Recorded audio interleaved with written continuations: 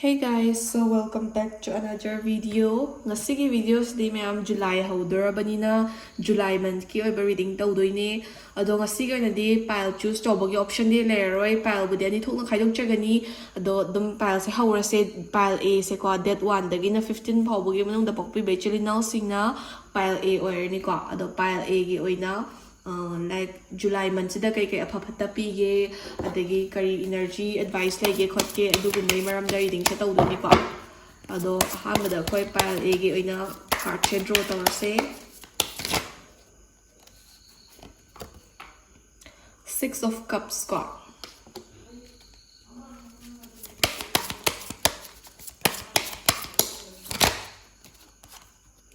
Ace of coins,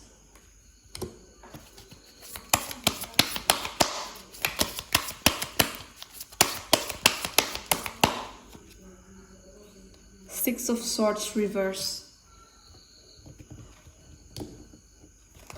Dagi si tarot decks dagi mo card ako mama pick tawsage.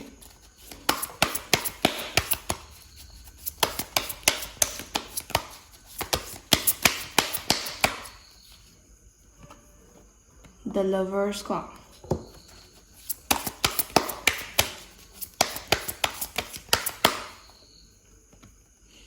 Guidance,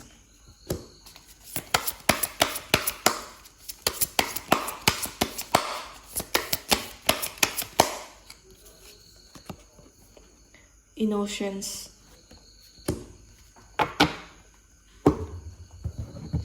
duwa sisna ma'am oracle deck ne ado oracle deck sidagi koi kari energy advice lege pile A haidi date 1 dagi na 15 phaw manung da pokpi bechili now singi oina July month ki kai energy advice lege habadu mangi yang minarsi ko Mahesor ay adum like card change detail oina di explain tawzer ki ko Siflinga,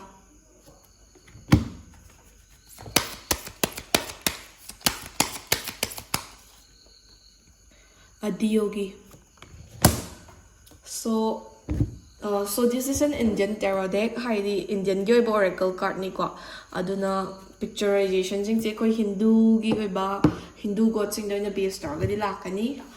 Ado hoi afaba oi ni haina so manifest biro do July month ki na pile A haidi date 1 dagi na 15 phaw manung da popi bechil now singi reading se horse ko. First and foremost, 6 of cups sari ba card chathol e ko. Sige 6 of cups sari ba card chi matungina pile A oibiri ba ichili now singi oina relationship kumbagi oina di adum good terms da layga daw gi mamita e haide July hariba man se relationship da laybi ba ichili now sing or married oibiri ba ichili now singi oina adum isagi partner ga isaga wakal chana ba taw ba da dum amada supportive oina ba adagi relationship ki feels da adum maybe hen romantic oibi ai natragana adum hena closeness feel to boy be ai ko adumaina relationship ki na di haidi better stage amada lakpa ya bagi maybe hana problem gumba go through tormaga su problem da dum overcome to bogumba adagi amada hena connected oiba gumba adugumba khadum thaina ni ko sige card chida the Lovers hariba card china amuk supplement to sale haidi energy se dum relationship ta lai be china now singa di amna connected feel to ba hena nushina ba hengat pagumba adugumba site ta chat kani ba ko aduga relationship khaki wana tana adum isana close oina punba ichilin maruk mapang gumba dagi yam close oina tinaba punba miyoi sing dagi so dum isada afaba kana ba advantage pangba adagi isana piba effort se isagi maruk mapang sing na boiro dum with return pirak pugumba adugumba dum thinani adagi single oi biri ba ichilin now singi oina maybe isana khanjaba mi malakpiya natragana anoba relationship ama happen tawpiya adugumagi possibility khara dum open up tawi ko July hariba month se mathangda Page of Coins, Page of Pentacles samana ko card se tarot deck amaga khenai aduduna maming manadraga su Page of Coins and Page of Pentacles samana ba card ngaktani So sige Page of Coins hariba card chi matungina July hariba man se that 1 dagi na 15 phaw manung da pokpi bechili now singi oina paisa nung sage ba adum financial flow laigani ko adagi financially adum paisa lakpaga chatpaga adum saving khara tawba ngamba budget sort out tawba ngamba natragana paisa lakpham gumba khara open up tawba ngamba paisa se ekta mathakta ge pop up tar toidi na te du taraga su hoi isa da hotnaragadi paisa nungsa gumba phasna adum lakpa yabagi mami gumba adum lei adagi hoi financial flow yam kana difficulties thengnaroi daba or difficulties thengnaramba lairaga su overcome tawba ngamba dugumba khara adum thengnaba yabagi vision and guidance lei ko.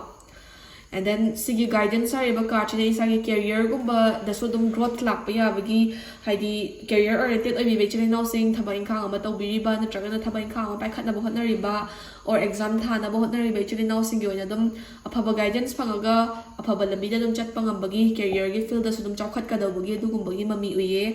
adum career gi field daso growth lay financial gi oina so dum flow lay ebo ko pile a gi oina. Mathangda 6 of Swords hariba card reverse athol eba. Sige 6 of Swords hariba card reverse sige oina July hariba manse overall ani matamda luck oigera relationship oigera financial oigera career oigera flow ma dili loina laiba. Tawbada bo isa na chection gadaba advice amadi pi ko. Advice ka ino haiba matamda isa se hanadagi isa ka already sak khangnaramaga maram amana natragana amana lapthokna khraba person gumba maybe isa gi ex oibiyai natragana isa na hana khangnaramaga kai haini casually loinaramaga kanadre na khanbadagi lapthokhiba mi orambiyai natragana marup mapang yam close oina pulamaga nungainartabadagi lapthokna khibo orambiyai kwa adumaina maybe relatives oibiyai any person from the past isa na maram ama natragana amadagi lapthokhraba isa da kana dre phatre na lapthokhraba miyoi khara natragana miyoi ama isa ge life ta halakna ba hotnari ba kanna kwa good intention da nataba bad intention da haidi isa bo manghal tangalage natragana isa da gi afaba saraga advantage lawthoge na khallaga isa da halakna ba hotna ba miyoi soidana hotnarakani ba kwa ex oibiyai hana dinaramba mi oibiyai natragana relatives oibiyai maram ama natragama dagi dum lapthokna khiba haitare ko isa da phatre kana dre khangba dagi lapthokna khiba aduguma miyoi kharana halaga isa da amohena manghan takhanaba natragana isa gi afaba singsu manghanna bo hotnarakpa yaiba aduna isa na past da isa da kana dre or isa da mangzare khangkharba bad habits bu oiro natragana bad person bu oiro or all friend oiro all enemy oiro natragana ex oiro kwa yariga isagi life ta enter tawhanganoba aduma isana men oina July man sida advice oina lotion biyo kwa. Mathangda innocence hariba card chi thole e innocence hariba card chi gi matungina isa se July hariba man sida afhabana di hena namnapi tawbadabu negative oiba matang matam su khara adum yarakani adubu isana isagi oiba kai haini isagi inner child gumba dudi dum appreciate taraga thambiyu isana isagi oiba innocence dudi dum save taraga thambiyu aduga matang matam cha da bada yam hena hai passing janba gumba yam hena mature act tawsanba gumba se gumba se tawbiganu kanaroi da bazaga da isana hai passasan gumba se tawbiganu haiba advice card gi phange bukwa. Last but not the least akhoi oracle deck sidagi kai advice lai ge ha matamda blessings of peace ko sige maheswar haiba card chi matugina 2024 gi July hariba manse pile A habadi date 1 dagina 15 pamang da popi bechli now sige oina peaceful oiba man amo ebe abagi blessing pi ko adagi siflinga sige siflinga hariba card chi matugina life is your teacher learn and seek betterment hydra so sige card chi matugina isa se life da kanana phabano kanana fattabano kari thabakna phabano fattabano haibase learn tawraga lakhrabane ba aduna nga sagi past tagi isada kana dre mangzare khalli ba habit na tragana past ta isada manghan khraba takhan khraba wari saga chana draba mi duda amuk hanjalaga amuka soijan bai muta past ki life lesson duna isagi lesson na mo oiraga mi do entry pi daba amani isagi tungi aphaba singse isagi mistakes sing degi learn taw chatpiu habane bu pa. Last but not the least adiyogi haiba card chathol eba sige card chigi matungina isana isagi ithak thongba kwa adagi isagi oza guru natragana isagi ithakta leiba miyoi dagi dum advice sek tawiyai moina takpa lobada isada kemta mangzaba leiroi afaba singdi ta ege lotion gedabani kwa aduga isana any decision learn da big or small isagi inner self isagi inner voice to ina base taraga decision lobiyoba mina si haire e mina si ngang e na aduda base taraga decision lotion biga nobu kwa. So sumaina pi pile ege reading says the low erase the gilaw bra advice lotion biraga mathangi reading among minor se ko. Hey guys, mathang sina quick pile b ko. pile B haragadi date 16 dagina 31 fawbagi manungda isagi date of birth habadi isagi pokpagi date oibi bechili now singi oina July hariba mansida kari kari oirakadagi habagi maramda reading sha lakadoini kwa ado tarot deck ahum sidagi ai card ahum hana pick tawzarage pile B oina su kwa July hariba mansida kari kari lege kari afa fattaba pigey habado mayam punna yengminarase ahanbada Ace of Wands hariba card cha thole kwa. And then Page of Swords,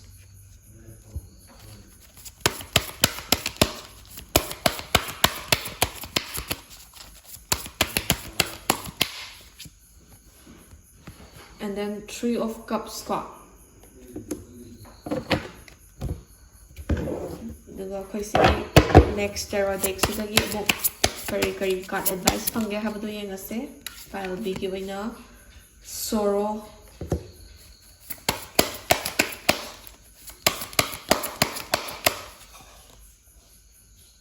past lives,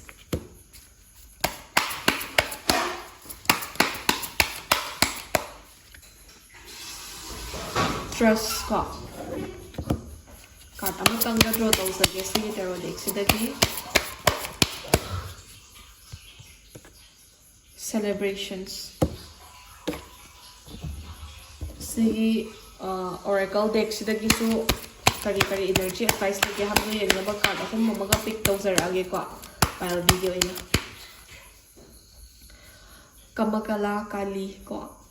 sigi tarot deck se aina pile A gi dasu haijagrabani Indian tarot deck ne India da saba tarot deck ni ko oracle card se aduna sigi oracle card sing se ayambana ko gi Indian god sing da base toba card ha ka tholakani ko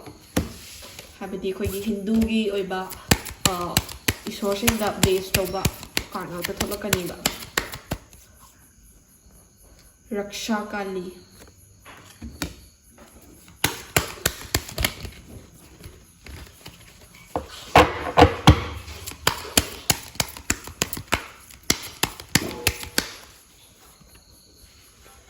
Sureshwar. So sumaina laire pile B oina su card sing se kwa. First and foremost, Ace of Wands hariba card se tholei kwa. Sige Ace of Wands hariba card se matungina isa se pile B oibiri ba actually now habadi date 16 dagina 31 phawbi manungda popi ba actually now sing se July month ki oina isagi career da khare hena focus pina ba isagi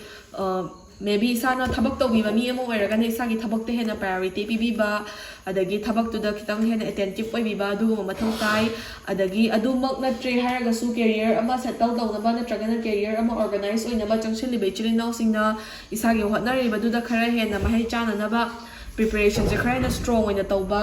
adagi khare hena active oina tawba mathau tai dedication hard work and effort che phajana thadaba mathau tai habasima khangjin biyo ba ado isagi oina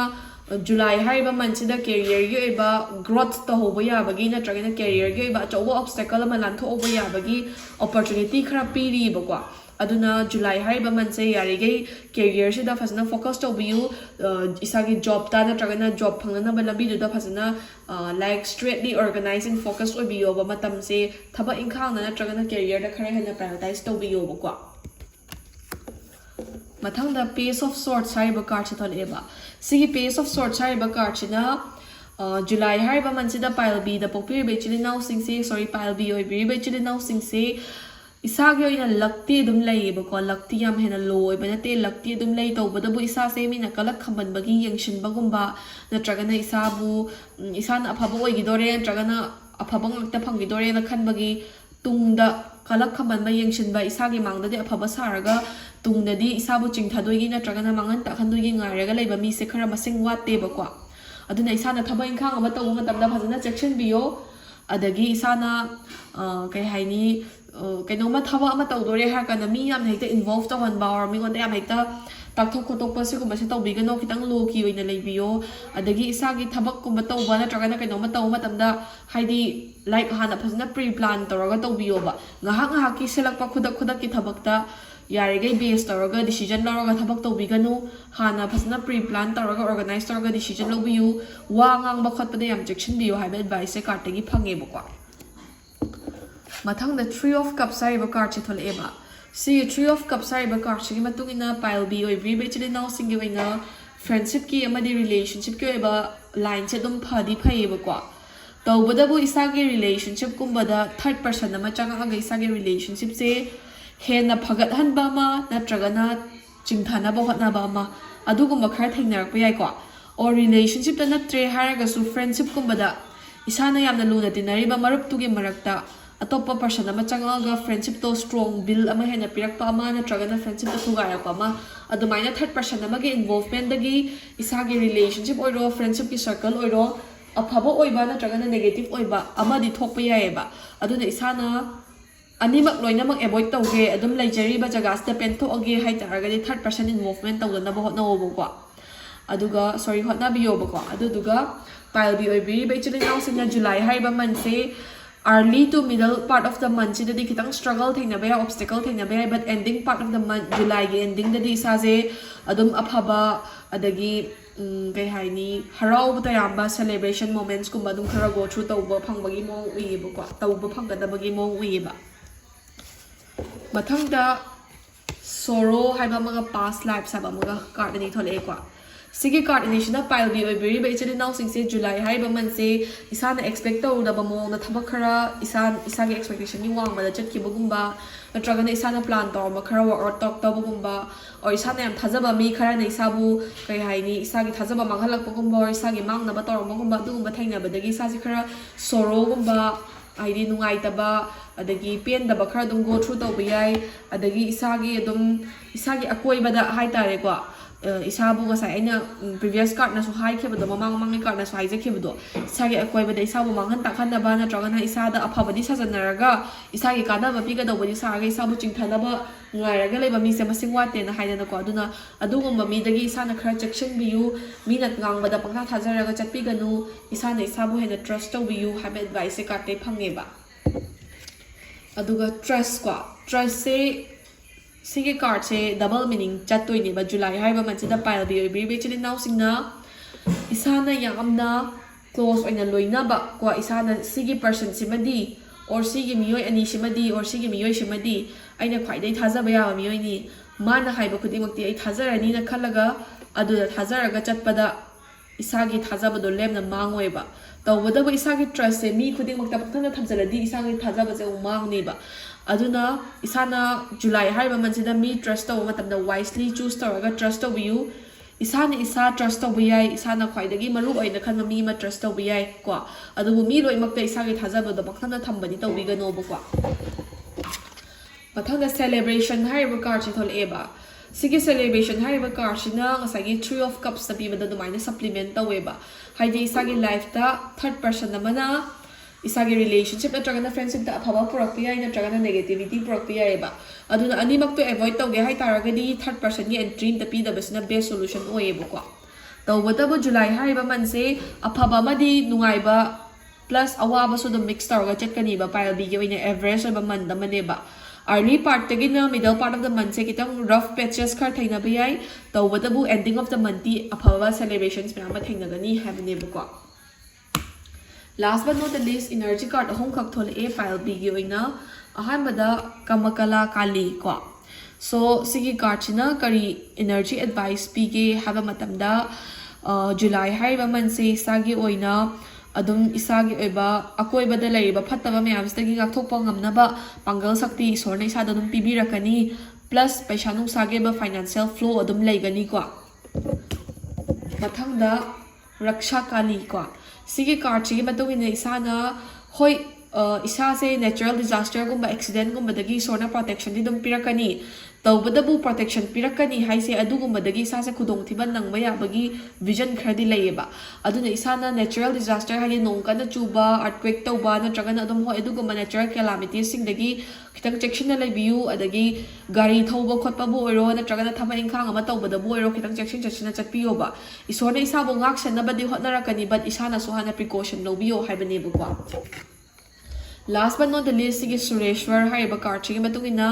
July haiba man se isagi na afaba fattaba mix oina chatlagasu lakti adum lai aduge isana ta segna haidi ai simani oidaba yade or simani tawdaba yade na focus tawraga hotnaba thabaktadi isagi hotnajaba lemna mangoi isaje dum isagi haidi chap chaba effort ki dum return phangani ba aduna ngasai career gumba fazna focus dum tawbiu haido isana hotnajaba lemna mangoi isagi tawjamal do isagi hotnajama do lemna mangoi equal effort equal return dum phangba yabagi chances lay luck lay flow lay ko aduna difficulties khar thainaraga su overall on a good money aduna isana afaba mayam se rip tawna ba hotna biu haben ba ise card tay phangeba so pile bigay ba reading so matang swaida loy juries lagi low ba advice machine biraga mathag reading amungai miners ko. Thank you for watching.